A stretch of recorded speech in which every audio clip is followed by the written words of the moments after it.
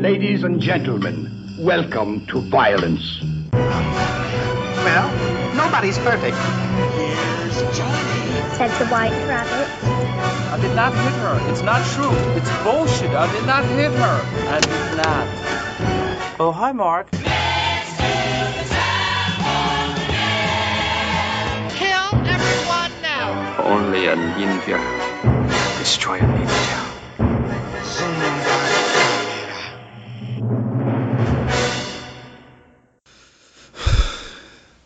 Eu nem devia estar aqui hoje.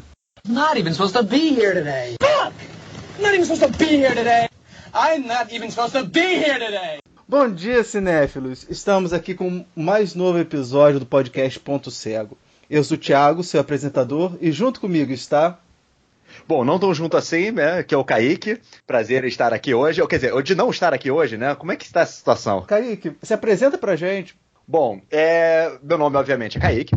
E eu sou bastante cinéfilo também, talvez não tanto quanto o Thiago, mas eu tive a grande sorte de fazer alguns curtas, eu estudei rádio e televisão na UFRJ, e hoje em dia coloco todo esse conhecimento adquirido para falar mal dos filmes, para falar sobre os filmes no site do popoca.com.br.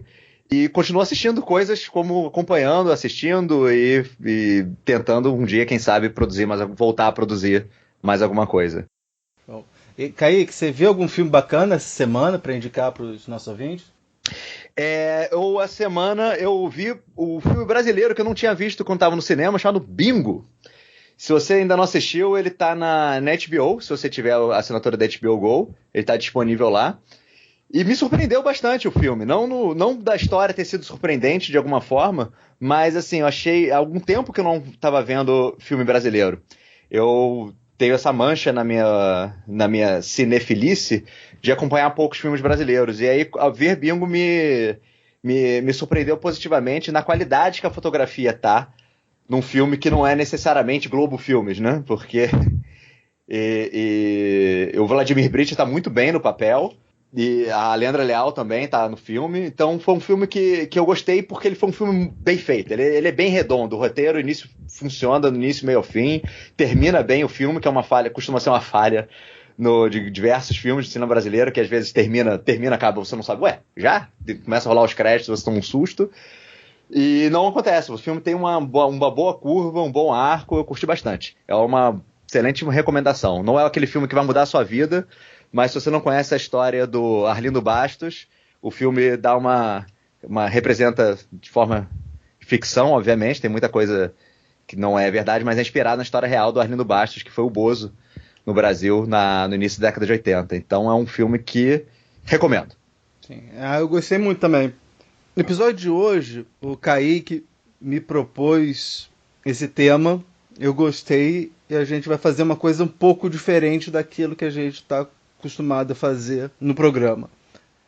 A gente vai falar sobre o Kevin Smith, vai fazer um panorama sobre os filmes desse diretor e vai falar da importância que esse diretor teve para o cinema mundial. Kaique, me diz como surgiu a sua paixão pelo Kevin Smith? Quando é que foi o primeiro filme do Kevin Smith que você viu? Pois é, essa é uma história bastante interessante, que eu estava assistindo um dia, eu cheguei em casa da escola, e o meu padrasto tinha começado a assistir um filme que ele tinha alugado na locadora.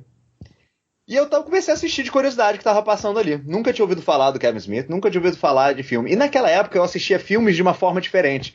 Eu não era muito de saber quem dirigiu, de saber quem escreveu, de saber... Eu reconhecia os atores e conhecia um ou dois diretores famosos, tipo Spielberg, ou então, na época, o Scorsese, né? Então, tinha um nome ou outro famoso, falava, realmente, esse cara é famoso.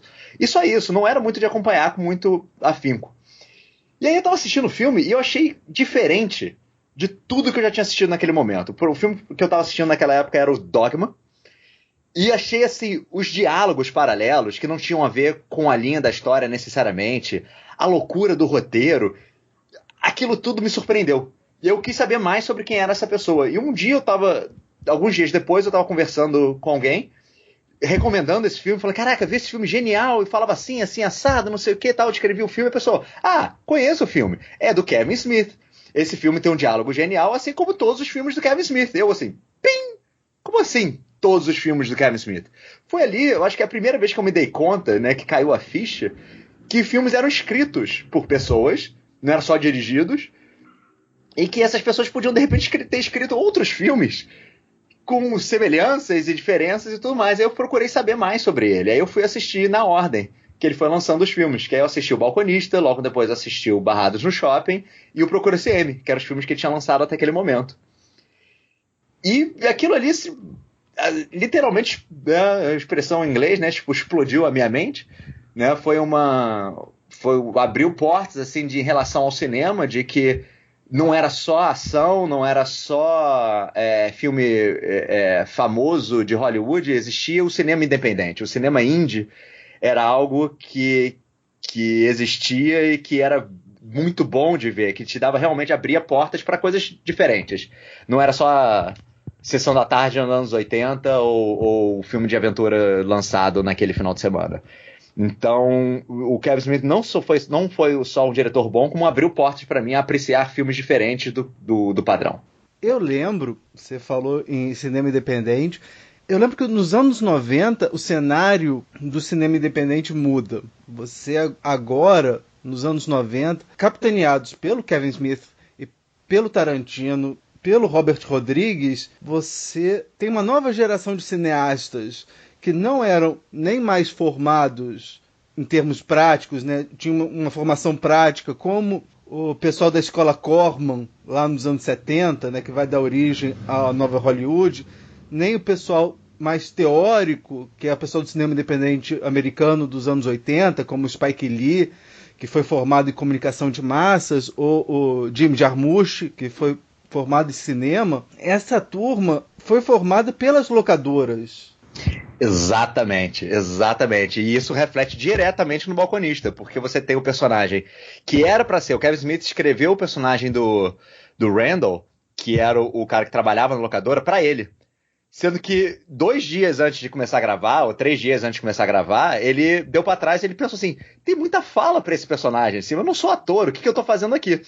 E aí ele transfere, aí ele chama o amigo dele, que fez o Randall, no final das contas, ator, e ele botou pra ele o personagem que não tinha fala nenhuma, e assim nasceu o Silent Bob. Porque assim, ele podia estar no filme dele, sem ele precisar ficar decorando falas. Então, olha, o Kevin Smith, ele nasceu em Red Bank, Nova Jersey, em 2 de agosto de 1970. O primeiro contato que ele teve assim, com o cinema independente foi justamente com o filme do Richard Linklater, que é aquele Slacker. Você chegou a ver Slacker? Não, esse eu não conheço. É muito bacana, assim, a história vai pulando de pessoa para pessoa. Então, vamos supor, estamos nós dois conversando num bar. Agora é meio difícil por causa da quarentena, mas vamos supor, a gente está conversando no bar. Aí chega uma pessoa e começa a conversar com a gente. Aí essa pessoa sai, levanta e vai conversar com outras pessoas. A câmera vai seguir essa outra pessoa. Entendi, muito interessante mesmo. E aí essa outra pessoa vai e encontra mais uma galera e eles ficam conversando. E eles conversam de tudo, desde alienígena até o Papa Nicolau da Madonna. E aí é muito interessante. Esse filme lembra muito Fantasma da Liberdade, do Buñuel, que também é assim, só que em vez de ser uma coisa surrealista com a burguesia, os pequenos burgueses conversando sobre coisas absurdas, é o pessoal dos anos 90, aquela Slacker Generation, conversando sobre coisas próprias daquela época. E principalmente a cultura pop, porque imagina, algo que influenciou muito os anos 90 foi justamente esse crescimento da cultura pop dos anos 80. Você tem a Madonna, o Michael Jackson, o Star Wars, o He-Man, toda essa cultura pop estava muito vibrante nos anos 80. Cultura de massa para você vender boneco, tudo isso influenciou muito quem é criança e adolescente nos anos 80. E nos anos 90, essas pessoas começaram a passar para os outros essa experiência que eles tiveram, né? É só nos anos 80 mesmo que a gente tinha um filme, na verdade vários filmes, censura de 18 anos, que tinha boneco. Assim, Rambo, Robocop, essas coisas tudo tinha boneco. Imagina, Certamente. Você vê como é que uma criança ia ter que gostar de Rambo, né? Um filme que é sobre o cara que sobreviveu à guerra no Vietnã e sofre preconceito na cidade porque ele perdeu a guerra e as pessoas são completamente ignorantes com ele e ele acaba estourando e entra em guerra com uma cidade e isso vira um boneco de ação, onde vira um desenho animado. Foi uma década estranha. Kevin Smith, ele fez 4 meses de cinema lá na Escola de Cinema de Vancouver, mas ele saiu, não teve mais interesse e resolveu voltar a trabalhar como balconista numa loja de conveniência lá em Leonardo. E foi daí que surgiu a ideia de fazer o seu filme O Balconista, que é por onde a gente vai começar. Exato. Uma coisa interessante da história de como O Balconista foi feito é que ele foi pago na época por linha de crédito de cartão de crédito. Ele tinha uns 5 ou 6 cartões de crédito que ele ia abrindo. Aí o cartão de crédito tinha um limite de, sei lá, $3.000 ou $4.000 e ele detonava o limite para poder alugar o equipamento, pegava um outro cartão de crédito, detonava o limite, foi isso aí, o filme custou mais ou menos em torno de $30.000. Ele vendeu as revistas também, né? Porque o Kevin Smith tinha isso de gostar muito de revista em quadrinho, a gente vê isso em praticamente todos os filmes dele. Ele acabou tendo que vender parte da sua coleção para bancar o filme. Então ele chega desse desespero, foi a grande aposta dele. E outra coisa interessante é que o filme é preto e branco, né? O Balconista. E aí alguém comentou uma vez, em algum fórum, alguma revista, alguma coisa, dizendo que ele teve essa ideia para fazer um simulacro das câmeras de segurança das lojas de conveniência. Aí o Kevin Smith leu isso e achou genial. Falou, caraca, não, eu não tinha pensado nisso, mas agora eu vou falar para todo mundo que é. Que o verdadeiro motivo de ter feito preto e branco foi porque não tinha muito equipamento de luz e a iluminação da loja era toda branca, aquela iluminação de cima que deixava todo mundo horroroso. Falou, cara, a iluminação vai ficar uma bosta, então eu vou, desculpa o palavreado, mas a iluminação vai ficar horrorosa, então eu vou botar em preto e branco e dá pra disfarçar um pouco mais. Foi só isso. Na segunda vez que eu vi o filme, eu achei que ia ser assim, a descida aos infernos lá do Dante. Qualquer semelhança com a Divina Comédia não é mera coincidência, pelo inferno que é a vida de um balconista durante o dia. Então vão acontecendo várias coisas nesse filme, e o Dante, que nem era para estar trabalhando hoje, Not even supposed to be here today. Fuck! Not even supposed to be here today. I'm not even supposed to be here today. acaba sofrendo os reveses da vida que acontecem isso, e ele vai mostrando a sua insegurança, né? Enquanto Dante é guiado pelo Virgílio, quem guia ele nesse inferno é esse amigo que é o Randall Graves. Eu achei muito bom o filme. E nele dá para se notar alguns elementos que vão estar presentes por toda a carreira do Kevin Smith.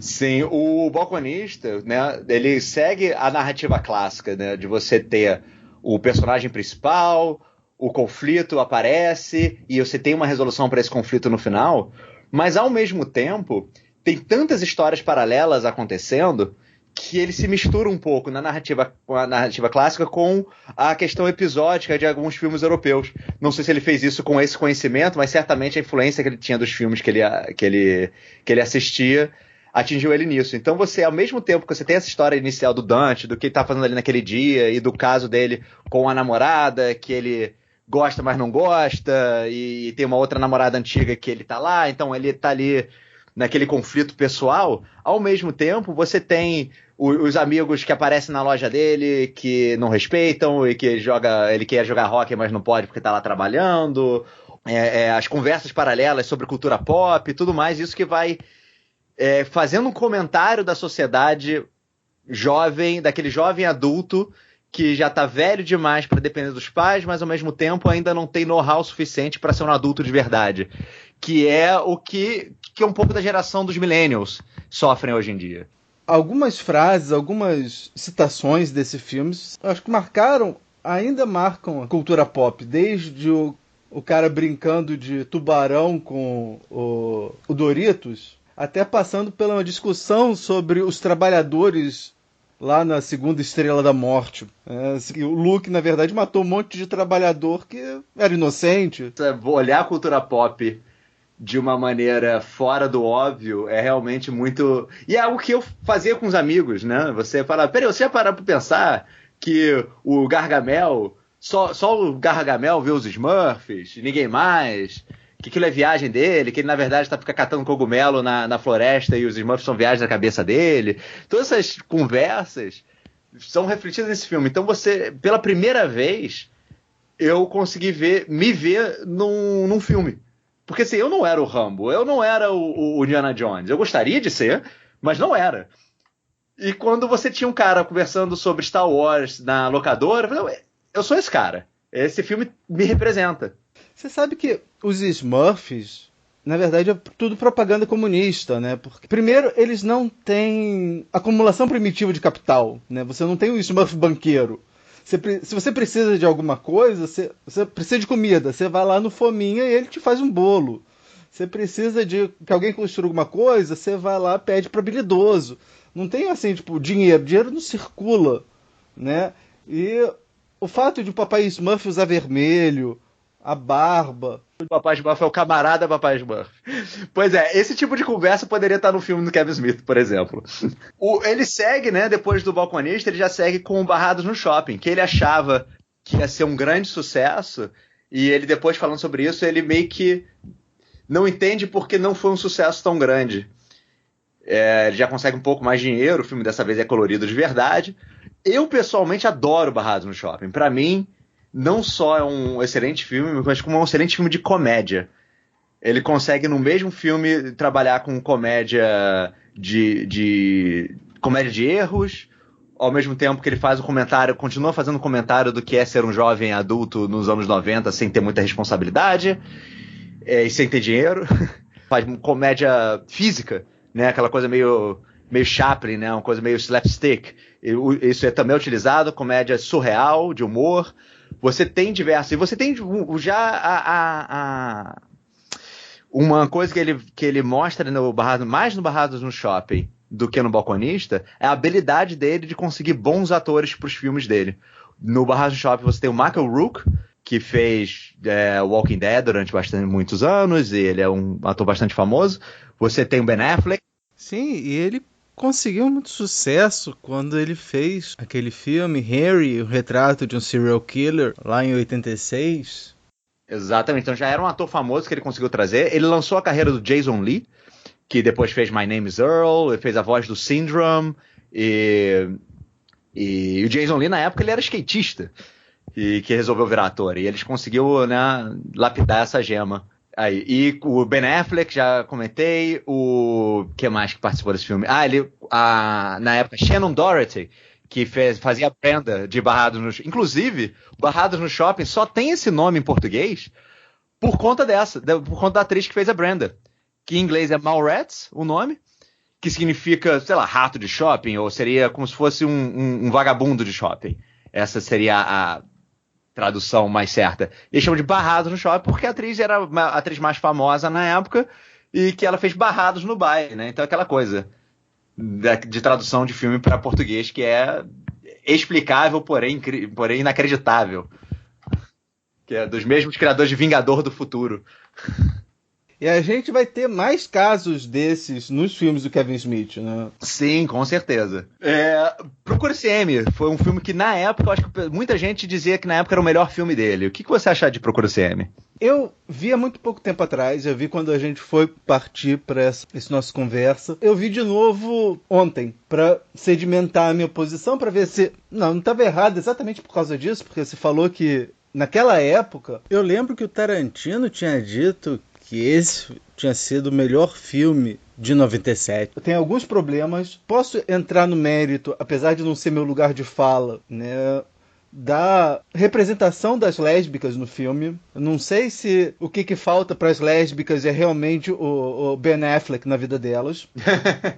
Mas uma coisa que eu estava pensando, depois que eu vi o filme, eu lembrei muito que o Kevin Smith trabalha muito com duplas, né? Você tem o Dante e o Randall no Balconista, você tem o Brody e o T.S. no Mallrats, e no Chasing Amy você tem o Holden e o Banky. Eles são mais ou menos a mesma coisa, né? Você tem o Bank, Randall...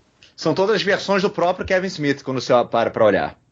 Exatamente, que são aquele pessoal que fala muito de cultura pop, mas também não tem muito controle da língua, falam umas coisas que as pessoas podem achar agressivas. E controla com a própria insegurança deles.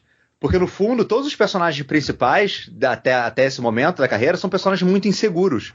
O Dante é inseguro com o relacionamento que ele tem com a namorada, o principal o T.S., ele é inseguro também com a namorada, ele acha que a namorada não gosta o suficiente dele, ele tá pronto pra pedir ela em casamento. O Ben Affleck, quando descobre que a Alice, pois é, eu tô falando de Amy, mas o nome dela não era Amy.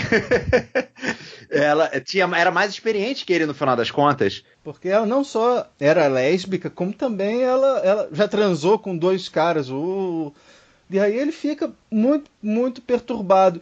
E o que eu pensei é que, assim, apesar de essas histórias funcionarem muito bem no Balconista, exatamente por aquilo que você falou mais cedo, eu acho que não funciona aqui, porque no Balconista há várias histórias acontecendo ao mesmo tempo. E quando você vai no Procura CM, é só essa história, e essa história eu não sei se dá caldo. Ou mais, assim, o personagem do Ben Affleck, o Holden, ele representa tudo aquilo que eu odeio nas comédias românticas, que é aquele personagem que todo mundo adora, todo mundo acha uma pessoa sensacional, mas eu não vi. Eu não acho, assim, tipo, eu queria que o Kevin Smith me desse a oportunidade de ver o Holden como uma pessoa espetacular, e eu só vejo uma pessoa extremamente insegura, que eu não acho que... Não sei como a Alyssa poderia ter se apaixonado. Mas eu acho que, no final das contas, eu concordo com você em relação a que o filme não envelhece muito bem. Como a gente via a questão da representatividade nos anos 90, era muito diferente de hoje em dia. O filme tem o mérito de mostrar, de ser representativo numa época que existiam poucos filmes representativos. Isso acho que isso é um pequeno mérito que o filme possa vir a ter, mas como você, realmente não é o meu lugar de fala em avaliar o quão benéfico é isso ou não. Não sei avaliar isso nem na época, nem hoje em dia. Então, mas no ponto de vista do personagem do Holden, que é o que o Kevin Smith está escrevendo, eu não acho que ele era maravilhoso. Pelo menos eu não lembro todo mundo achar ele maravilhoso. Pelo contrário, todo mundo tem muitos problemas com ele durante todo o filme. E a Alice estava disposta a, de repente, abrir um pouco, dar uma chance para ele, apesar das falhas dele. Mas a insegurança dele chega num ponto que ele põe tudo a perder. E eu acho isso importante no filme, no final das contas, que ele não termina, né? Ele não é uma comédia romântica, clássica, no sentido de que ele não termina com ela no final. Se você não viu o filme, desculpa. Mas o filme é de 97, então vai tomar banho. Acho que 20 anos depois já vale. Mas eu acho que é isso, eu acho que no final das contas ele não é um personagem maravilhoso, nunca foi, tanto é que é por isso que ele não termina com ela no final, nem consegue, a pequena chance que ele teve, ele não consegue encarar. Mas essa história meio que tem o seu epílogo no último filme que o Kevin Smith lançou, no Reboot. Uma outra coisa me chamou a atenção, logo no começo do filme, é quando um fã dele chega e fala que o Jay e o Silent Bob, eles são uma mistura de Bill e Ted com Cheech and Chong. E aí o Ben Affleck, o Holden, vira e fala assim, não, eu escrevo pensando mais em Rosencrantz e Guildenstern e Estragon e Vladimir.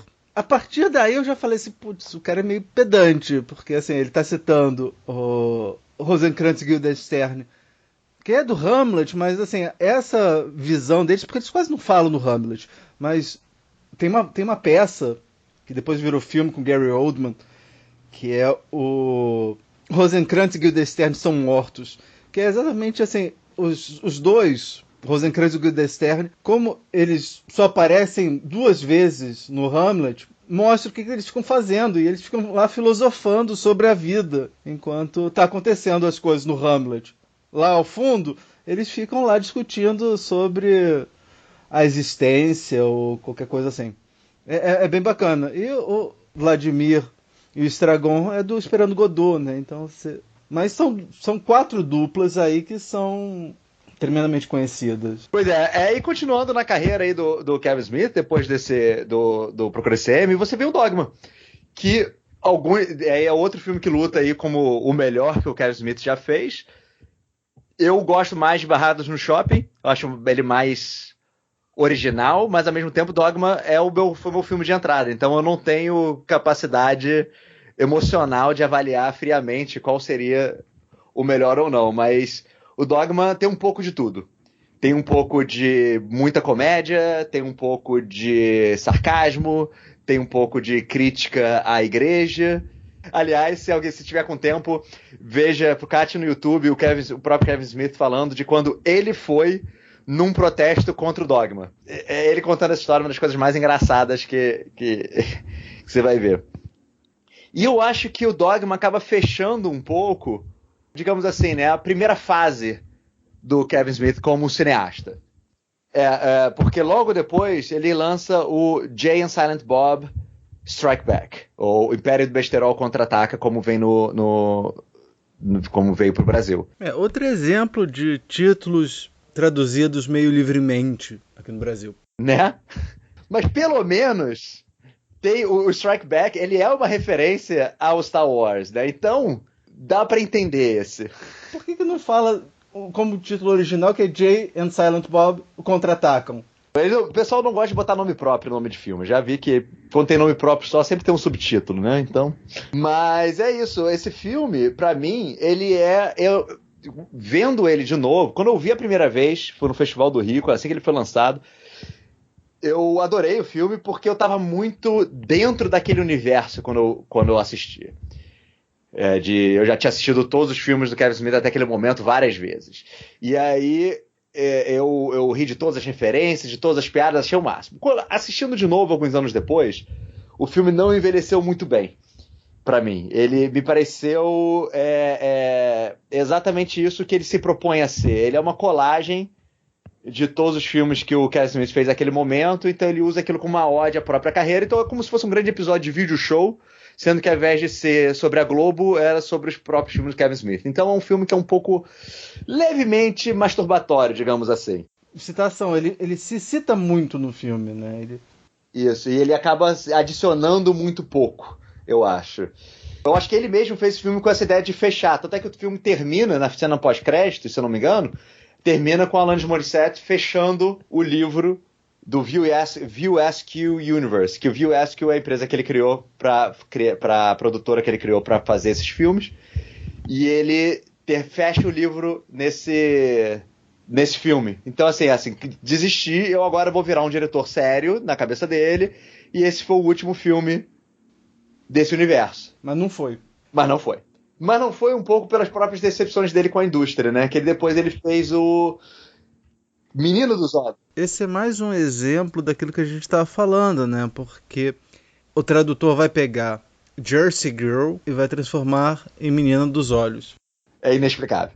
Esse filme é o tipo de filme que eu não entendo porque não fez nenhum sucesso. Porque eu assisti o filme na época, ele é uma comédia romântica acima da média, inclusive. Mas é isso, não é um filme genial, não é um filme que vai mudar o seu mundo. Novamente você tem aquele talento para puxar atores interessantes, o Will Smith faz uma ponta no filme. Ben Affleck, que já estava acostumado a fazer filmes com ele, retorna no papel principal. Sim, a Liv Tyler faz o interesse romântico, é Jennifer Lopez. Faz uma pequena ponta no filme. E assim, ele é uma comédia romântica super competente, eu acho que foge de certos paradigmas da comédia romântica de uma forma boa. É um filme que me emociona, porque no final das contas você acha que o Jersey Girl vai ser a história do romance dele com a Liv Tyler, mas no final das contas é uma história do relacionamento dele com a filha, dele construindo o relacionamento dele com a filha. Então ele é um bom filme. Eu sinceramente não entendo por que dele não ter feito mais sucesso do que ele fez, dele ter sido completamente esquecido assim na história do cinema. Tem em filmes posteriores, eu acho que no reboot eles vão falar mal do Jersey Girl, mas eu gostei do filme também. Eu acho exatamente isso. É uma comédia romântica, não é nada parecido com aquilo que ele fez em Dogma, ou em Barrados no Shopping, ou em Balconista. É uma coisa radicalmente diferente. Ele dá umas... O Kevin Smith tem uma hora que eles dão umas guinadas muito interessantes nos filmes dele, e esse daí foi um caso, realmente. Para uma comédia romântica, esse filme é muito bom. E é aquilo que você falou, né? A relação dele com a filha é o ponto central do filme. Exato, e talvez seja esse o problema do filme, assim, analisando friamente, porque o que se esperava do Kevin Smith era realmente um humor mais escrachado, um comentário da cultura pop no momento. Acho que se esperava isso dele, e é um momento que ele decide, não, vou querer fazer algo diferente, vou querer fazer algo mais comercial, vou querer fazer algo... E talvez os fãs, talvez a indústria não tenha abraçado ele como ele gostaria, ele achava que a indústria deveria abraçá-lo, e os fãs mais hardcore se sentiram meio traídos de ele estar fazendo algo que não era o que eles esperavam. Talvez ele tenha feito algo que não tenha agradado ninguém no final das contas, mas analisando fora desse contexto, é um filme super competente. Eu acho que eu diria um nota 7,5, talvez um nota 8, fácil. Acho que não tem nada de muito ruim no filme pra dizer assim, esse filme é uma porcaria. E aí, exatamente, logo depois que ele experimenta dar essa guinada para fazer uma coisa diferente, né, ele volta com o Balconista 2. Sim, foi logo depois do Jersey Girl, o Balconista 2? Ou teve alguma coisa? Foi 2006, né? O Balconista 2, eu acho que foi aquela coisa dele ter ideia, tipo, essa história não morreu, tenho mais alguma coisa para contar nessa história. E ele foi trazendo. E foi difícil trazer as pessoas para fazer o filme. Um dos motivos dele ter feito esse filme também foi para ajudar o Jay, né, o Jason Mewes, que desde muito cedo teve problemas sérios com drogas. E ele, ao fazer Jersey Girl, ele meio que estava sentindo abandonando o Jason Mewes. Então foi um filme, foi uma maneira que ele tinha de ajudar o amigo dele. E eu acho que o Balconista 2 em inglês o termo é return to form, né? Ele meio que volta à velha forma, né? De fazer comentário pop, de fazer da história de um cara de meia idade agora, que é o mesmo personagem. Antes era um jovem adulto, agora chegando à meia idade, ainda com as mesmas inseguranças, que não conseguiu crescer e estava prestes a se casar. Então ele tinha que virar o adulto que ele não conseguiu ser ainda. E tudo isso se reflete no filme de uma forma interessante. Eu acho que o filme termina muito bem. E eu noto algumas referências, não muito claras, mas algumas fórmulas que o Kevin Smith usou lá no Balconista de volta. Né? Você tem a questão da cultura pop, mas você também tem a questão do terraço, né? Porque enquanto no primeiro Balconista eles vão jogar hóquei no terraço, no Balconista 2, a chefe do Dante ensina ele a dançar pro casamento, né? Dá pra ver algumas coisas que o Kevin Smith trouxe de volta lá do primeiro filme dele. Mas eu falei em hóquei, vou aproveitar e vou fazer uma pergunta. O que veio primeiro, o Kaique? Veio o hóquei ou veio o Kevin Smith? Olha, eu comecei a jogar hóquei em 94, 95. E eu só fui conhecer o Dogma em 99. Então, certamente o hóquei veio primeiro. E uma das coisas que como eu falei antes, uma das coisas que eu me vi representado ao ver o filme do Kevin Smith era isso. É alguém fã de hóquei. O Dante joga hóquei no telhado. O Brody joga o hóquei no videogame quando ele tá com a namorada. Você tem o hóquei está presente em todos os... O hóquei e a cultura canadense como um todo está presente nos filmes do Kevin Smith, e eu acho que certamente foi uma grande influência para mim. Assim, eu olhei e vi, caraca, um personagem que gosta de hóquei. Foi um plus a mais, como dizem por aí. E ver isso nos filmes é muito interessante, que eu vejo conforme ele vai mais pra frente na carreira dele, ele tem um filme que ele sempre falou que ele gostaria de fazer, é um filme chamado Moose Jaws, que é uma espécie de tubarão encontra com alce canadense. No Letterboxd fala que ele vai lançar esse filme, né? Porque ele é o que vai fechar a trilogia do Great White North, a trilogia canadense do Kevin Smith. Pois é. É o filme que ele quer lançar, mas eu acho que ele vai lançar o Balconista 3 antes disso. Então, aí depois, em 2008, ele faz Pagando Bem que Mal Tem. Pois é, exatamente. É uma tradução muito engraçada. Talvez porque em português jamais deixariam o nome pornô estar no filme. O nome do filme original é Zack and Miri Make a Porno, que se traduz como Zack and Miri fazem um pornô. 2 amigos, né, heterossexuais que já moravam juntos, resolvem fazer um filme pornô pra ganhar dinheiro, basicamente. E aí dessa vez eles usam atores famosos, ele mesmo não aparece no filme em nenhum momento. Você tem... E é mais uma tentativa dele, né, a tentar o cinema comercial, eu acho. Né? Você tem o Menino dos Olhos, o Balconista 2, apesar de ser um return to form, tá longe de ser um filme exatamente um filme independente, já é um filme já bem mais estruturado. Você tem a Rosário Dawson já no filme, que já é uma atriz famosa, então ele já tem... ele sai um pouco...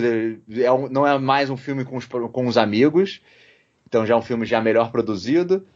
E você tem o Zack and Miri, que ele é totalmente produzido no sentido de você precisa de atores grandes, você precisa de contrato, de marketing, distribuição e tudo mais. E eu não sei como que ele foi na bilheteria. Você tem essa informação? Tenho. Foi ruim, e foi justamente esse filme que fez com que o relacionamento do Kevin Smith com o Harvey Weinstein fosse por água abaixo. O Kevin Smith passou a reclamar que a Miramax não estava fazendo marketing do filme, por isso que o filme foi ruim. E parece que foi um dos filmes que o Harvey saiu metendo o dedo na edição, não é? Ele tinha essa fama de sair cortando coisas que ele não gostava do filme, e aí deixava os diretores meio malucos. Eu acho que só Tarantino que ele não fazia isso, né? Aquela coisa, né? Vai dependendo do sucesso de cada um. Ele era bem comercial.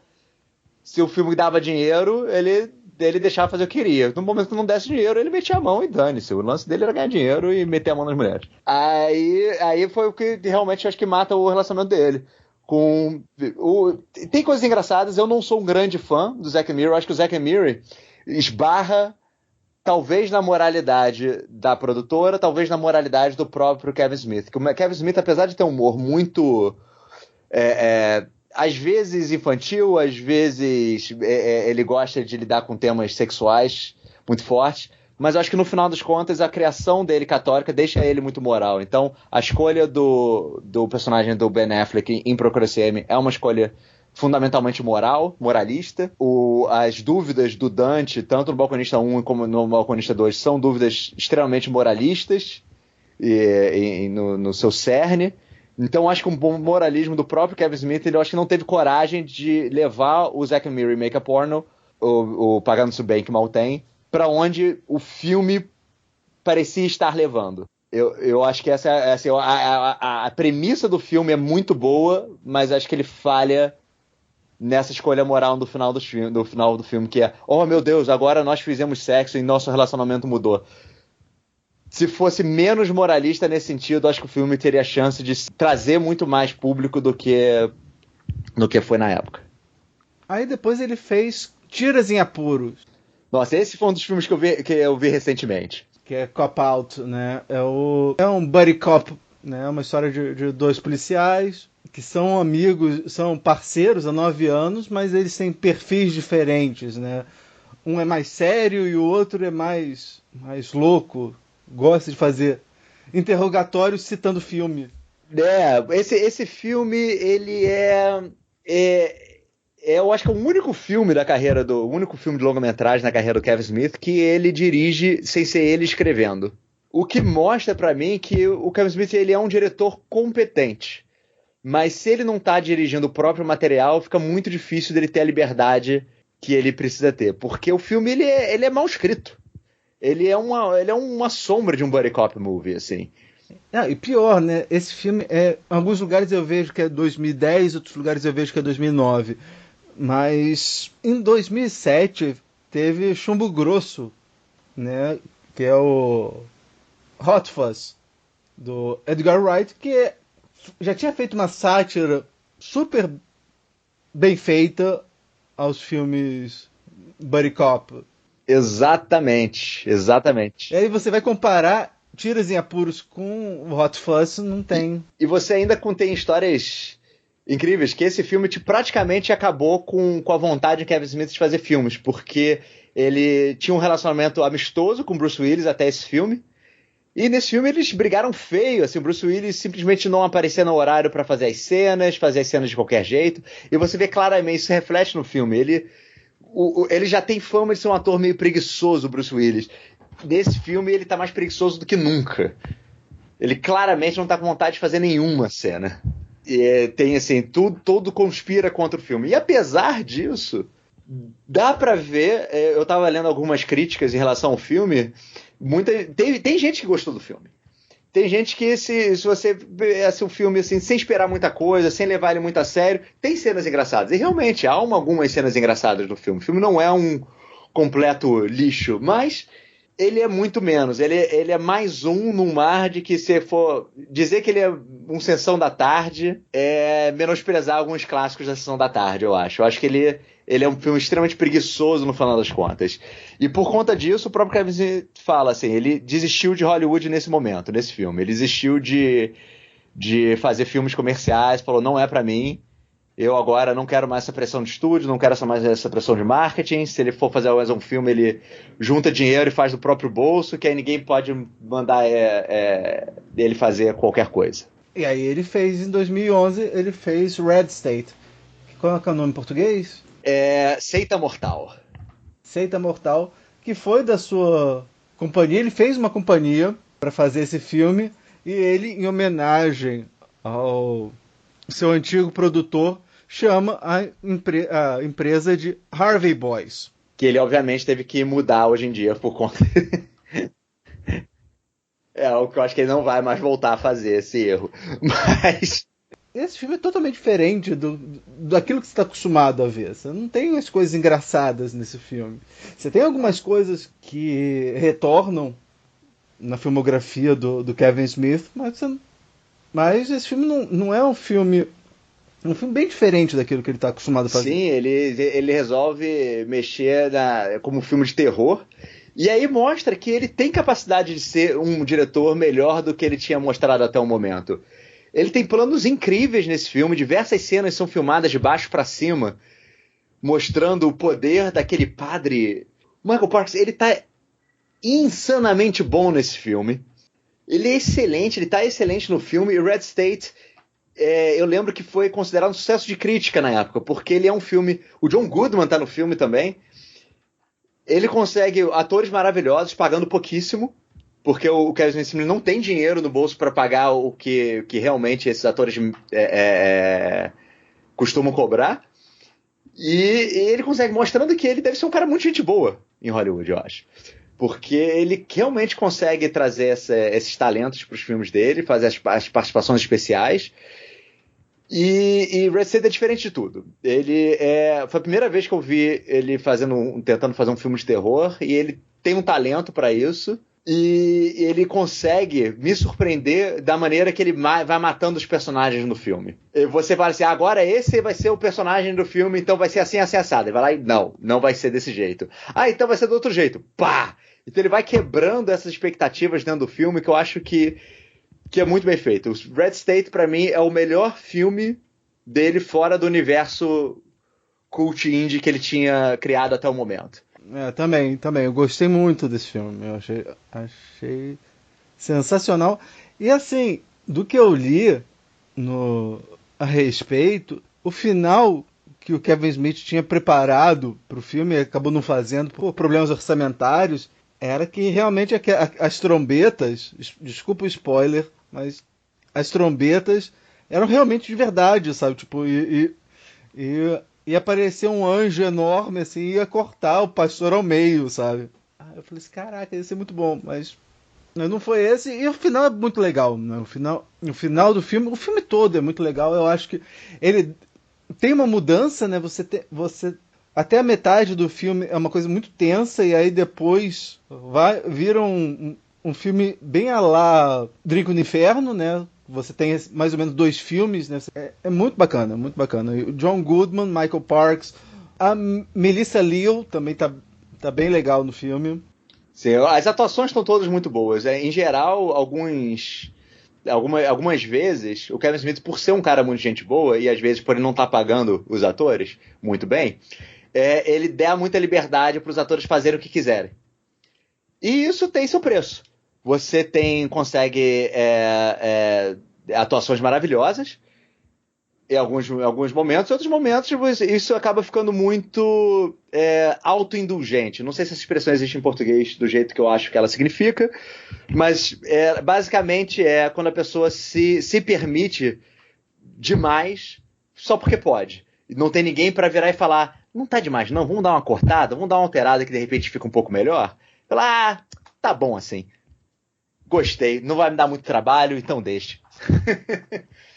No Red State isso parece um pouco mais um pouco mais apurado.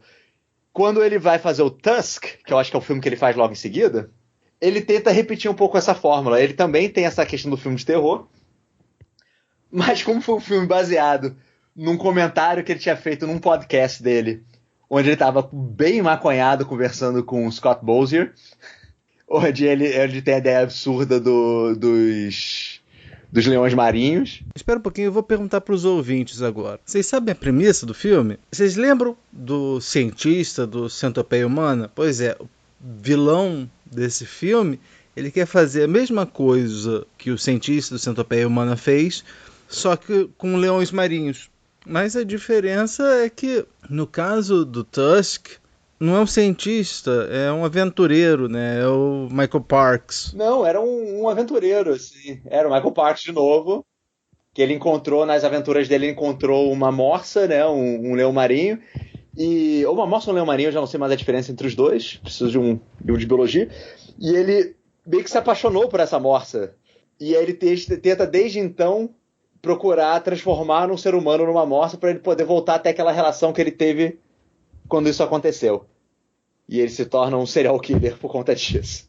Esse filme, da mesma forma que do mesmo personagem do John Goodman, praticamente, do Red State, você tem o Johnny Depp. O personagem do Johnny Depp no filme, ele é um investigador que está atrás desse serial killer. E o nome dele é Guy Lapointe, não sei como pronuncia, é meio francesado. E o Johnny Depp fez de graça. Ele não recebeu nenhum cachê para estar nesse filme. Ele gostou da ideia, do filme e curtiu participar. A história é bem engraçada nisso, porque o Kevin Smith conheceu o Johnny Depp porque a filha do Kevin Smith, que também está no filme, estuda com a filha do Johnny Depp, né? São amigas de escola. E ela também está no filme. Também está no filme. E ele, com isso, ele fez esse personagem, ele comentou com a esposa que, olha, eu acho que o Johnny Depp seria ótimo fazer esse filme, mas eu nunca vou conseguir contratar ele. Aí a esposa falou, por que você não pergunta pra ele? Você tem o telefone dele? Mas não, sei lá, pega meio mal ligar falando direto com ele com isso. Não custa nada tentar. E ele vai lá e manda uma mensagem, tal, super tranquilo pra ele. Fala, pô, Johnny, não sei das quantas, aqui é o pai da Harley. A gente já se encontrou em alguma reunião de escola e tudo mais. Olha, desculpa de falar com você desse jeito, mas é que eu tô fazendo filme tal e tal. Você sabe que eu faço filme independente, sabe que eu não tenho dinheiro e não sei o que, tarará. E o personagem assim assado, eu achei que talvez você pudesse gostar. Aí o Johnny Depp responde e falou, curti, né? Manda pra mim o roteiro que a gente conversa. E aí ele combinou que ele ia gravar com ele, que todas as cenas dele iam ser gravadas em 1 ou 2 dias no máximo. E ele curtiu a ideia e falou, beleza, faço. E a única coisa que ele recebeu pra fazer o filme, na verdade ele não recebeu nada, foi com que o Kevin Smith contratasse o maquiador dele. Que ele falou assim, olha, você trabalha com esse maquiador aqui, então se você puder pagar o maquiador, tá tudo certo por mim. E aí o Kevin Smith foi e fez o maquiador trabalhar, porque a cada take a verruga do Johnny Depp tá em um lugar diferente. Foi uma ideia do Johnny Depp. Então é isso que eu tava falando. Quando você tem essas participações, com os atores fazendo o que querem, você acaba perdendo um pouco o foco do filme, às vezes. Então o Tusk, pra mim, eu acho que é menos competente que o Red State, Mas eu acho um filme muito bom até aparecer o personagem de Johnny Depp, pra falar a verdade. Eu acho que ele perde um pouco o ritmo depois disso. E aí depois ele vai pra a continuação, entre aspas, né?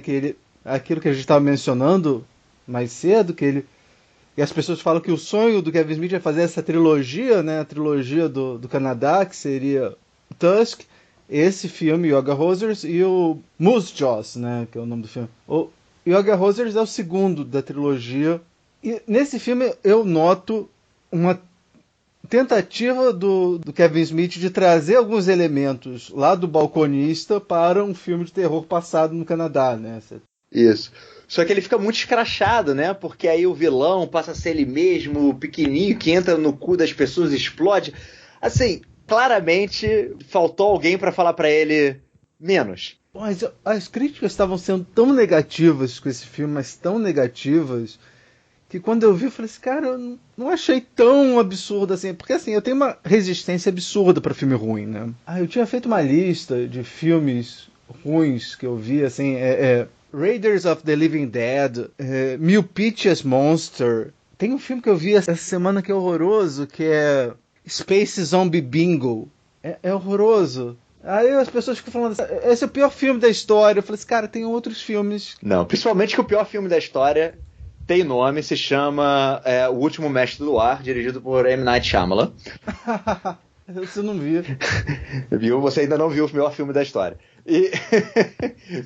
Porque pra mim é aquela coisa, alguns filmes são ruins.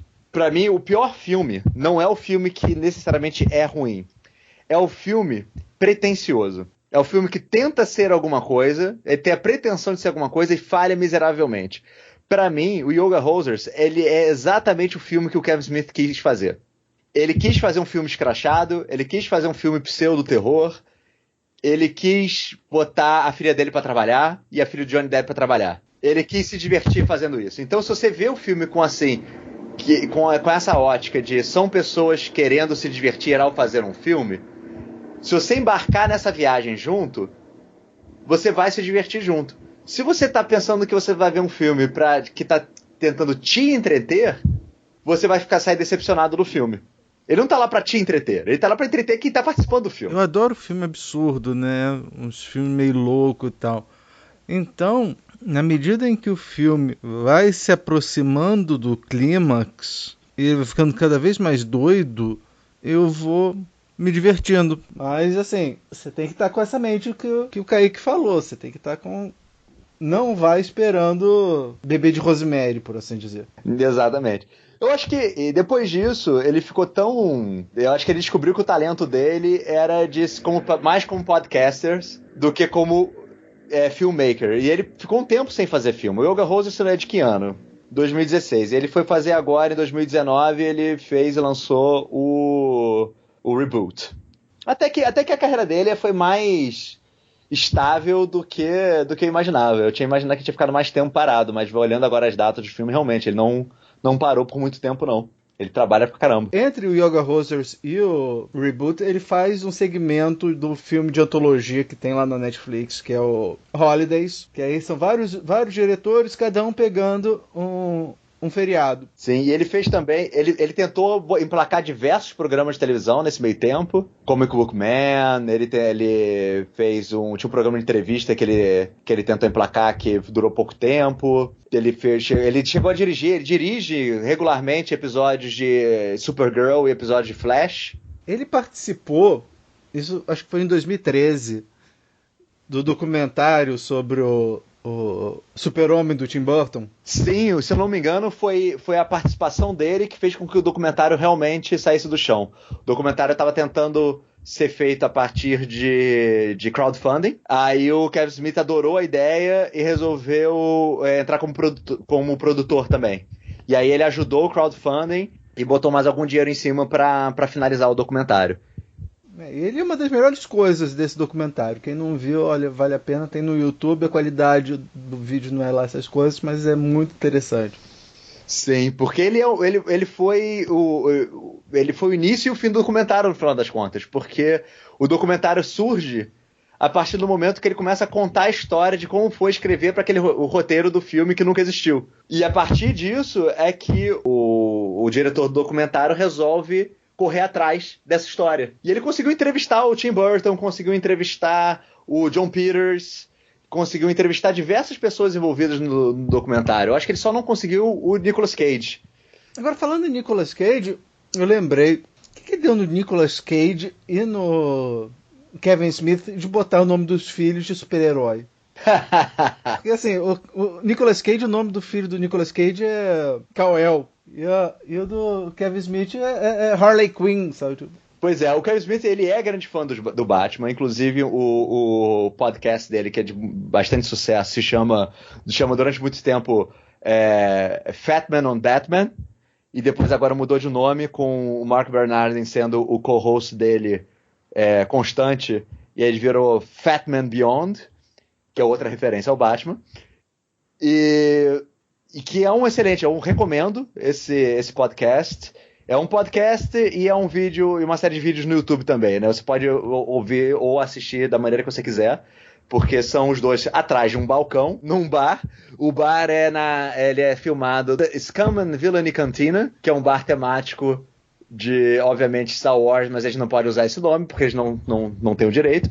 Mas é de um outro cara esse bar, e ele foi convidado para fazer o podcast lá. E desde então, fazendo podcast com um público ao vivo, mudou muito a vibe do podcast dele.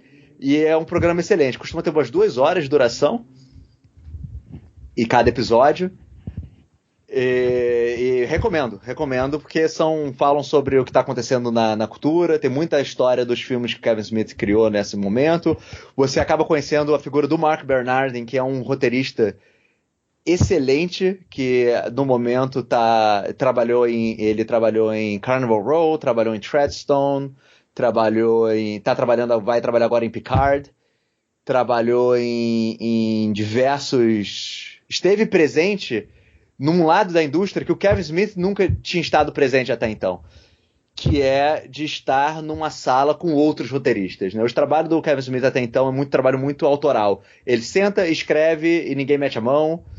E estar num writer's room, controlar um writer's room, ou então ser parte de um writer's room, é algo que o Kevin Smith sempre teve dificuldade de fazer. E talvez por conta da experiência dele com o Mark Bernardin e com esses contatos na indústria, ele mudou a visão dele. Ele é obrigado, por conta do Mark Bernardin, a ver coisas como a participação racial, participação de minorias, porque o Mark Bernardin é um escritor negro. Então ele traz para o Kevin Smith uma perspectiva que ele não tinha até então. Ou ele tinha do lado de um homem branco, né? Tipo, de você ter uma visão que não é o lugar de fala, então ele pode falar sobre o assunto, mas ele não sabe o que é viver aquilo ali.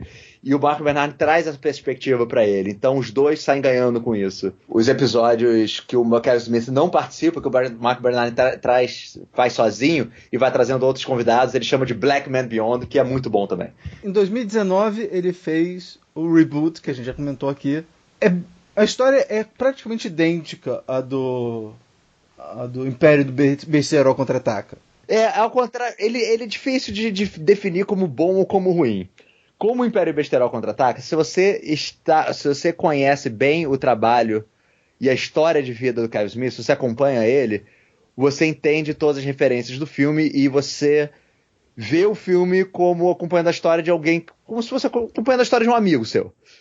Se você está vendo esse filme puramente como entretenimento, eu acho que ele é difícil de acompanhar, porque ele tem alguns problemas de ritmo, ele é muito autoindulgente, de novo, e deixar as cenas um pouco mais longas do que deveriam, mas ao mesmo tempo eu acho que a maior concentração de participação especial por metro quadrado.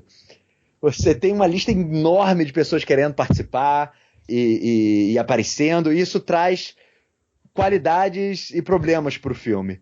Qualidade que é muito legal você tá num filme assim e de repente aparecer o Joe Manganiello fazendo participação especial, o Matt Damon fazendo participação especial, o Ben Affleck fazendo participação especial, o Val Kilmer, a Melissa Benoist, o Chris Hemsworth, tipo, diversos nomes. Você fala assim, caraca, como é que ele consegue isso? É muito legal. Ao mesmo tempo, é impossível você colocar todas essas pessoas ao mesmo tempo no mesmo dia de filmagem. Então, para essas cenas funcionarem, eles têm que fazer vários truques de edição que você tem certeza. Tem um julgamento no meio do filme, onde você tem uns 4 ou 5 atores importantes, que você tem certeza que eles nunca se encontraram para fazer o filme. Então, fica esquisito, o andamento do filme fica esquisito por conta disso. Mas, ao mesmo tempo, ele, ao contrário do Império do Besterol, onde era uma ode aos filmes do Kevin Smith do passado, esse filme mostra... Tá, onde estão esses filmes? Onde estão essas pessoas 20 anos depois? Então ele meio que traz um epílogo para diversas histórias. Então você mostra um pouco do que aconteceu com o Dante, que tá casado e bem de vida. O Brody abriu sua história em quadrinhos e faz o seu... E consegue se estabelecer como uma pessoa adulta. O Holden... aparece ele, a definição da história dele pra mim é a mais bonita de todas, porque ele finalmente deixou de ser um cara inseguro e passou a ser o cara que ele deveria ter sido há um tempo atrás, mas como que a história, tudo que passou no Procura CM fez com que ele crescesse como pessoa. E pra mim tem a melhor piada do filme nessa cena. Ele tá falando sobre como ele tá revendo quem ele era em Procura CM e fala assim: Eu achava que eu era herói da minha própria história. Eu achava que eu era o Bruce Wayne da minha história. E hoje, depois de ter uma filha, eu vejo que na verdade, eu sou o Thomas Wayne. Ou a mãe do Batman, que o nome me escapa agora. Ele dá literalmente uma piscadinha pra câmera nesse momento. Eu não tenho como não rir na cena, porque é isso. Não poderia até acontecer de um jeito diferente. O Ben Affleck está fazendo essa piada nesse momento, eu achei genial. Mas é isso, eu acho que como história... E ao mesmo tempo, mostra pra mim, nesse filme, a grande surpresa pra mim, no reboot, é a Harley Quinn Smith. Que ela, até o momento, ela apareceu em diversos pontos, ela fez o Yoga Hosers, que não tá longe de ser um filme mais bem dirigido do mundo, mas ela, como atriz, cresceu demais nesses últimos 2, 3 anos. Ela participou de um filme independente, ela fez uma ponta no filme do Tarantino, Era Uma Vez em Hollywood. E nesse filme, no reboot, ela é de longe a melhor atriz no filme, o melhor ator no filme, né? Ela consegue ter um arco de história de transformação ali, que a atuação dela traz uma emoção genuína no filme que você não esperava ter um tipo de emoção genuína. Uma coisa que eu gosto, você falou da piada do Ben Affleck, eu lembrei da piada que ela faz com o Kevin Smith, né? Tem uma hora que a personagem dela encontra o Kevin Smith, ela vai bater no Kevin Smith porque ela diz, só sabe botar filha nos filmes dele. Eu odeio esse cara, ele força a filha dele a aparecer em todos os filmes dele. É muito bom. Pois é esse tipo de piada. Você vai assistir esse filme, você tem que assistir os episódios de cada piada e não necessariamente a história do filme como um todo. E a única coisa que traz a história, que faz a história do filme valer a pena, pra mim, é a personagem da Harley Quinn Smith. Sim, o relacionamento dela que ela vai ter com o Jay. Exatamente. E a maneira que ela atua, eu acho tão verdadeira que pra mim, assim, me surpreendeu, assim, me pegou totalmente de surpresa. Eu achava que ia ser uma atuação meio forçada, achava que era ruim, porque, assim, a referência que eu tinha dela é de Yoga Hosers e de participações pequenas. E não, ela tem realmente potencial. Tomara que o fato dela ter essa relação tão próxima do Kevin Smith não atrapalhe ela na carreira dela mais do que ajude. Porque eu acho que ela tem potencial de ser uma atriz de verdade, digamos assim, né? No sentido de participar e atuar. De participar e atuar de filmes que não sejam só de favor. Que não sejam só porque ela conhece alguém que conhece alguém. E espero que...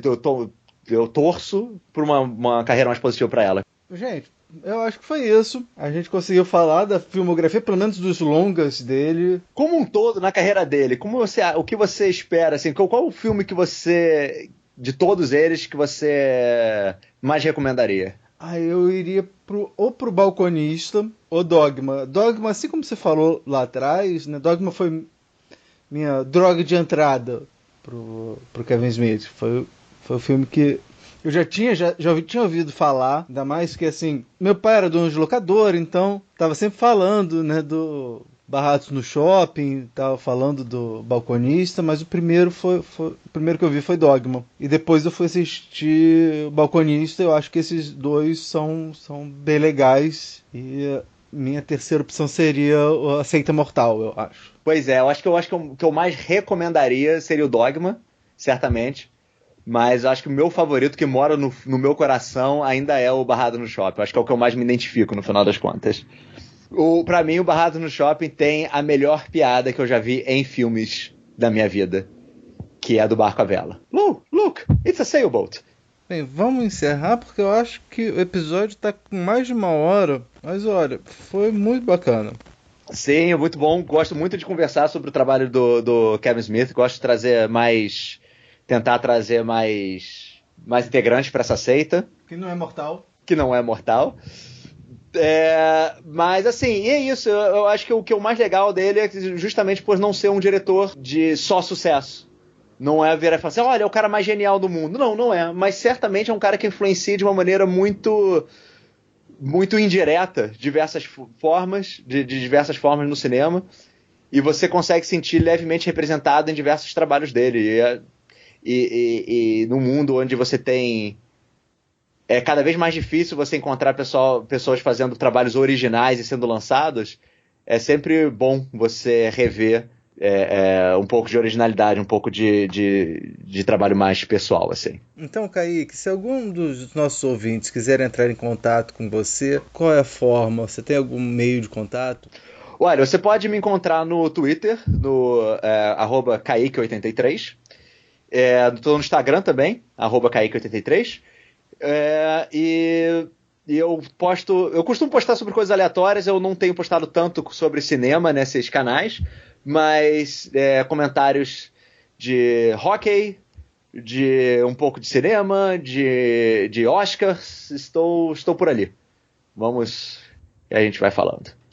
Você pode entrar em contato conosco no e-mail podcast.cego@gmail.com. Você pode visitar nossa página no Facebook. Não esqueça de mandar sugestões, críticas, elogios e compartilhar com todo mundo, pois quando se trata de cinema, todo mundo tem um ponto cego. Daqui da Rua Pareto, eu sou o Thiago. E eu sou o Kaique, agradeço muito pelo convite. Espero que a gente tenha a oportunidade de conversar mais vezes sobre outros assuntos também. E esse foi o podcast.cego.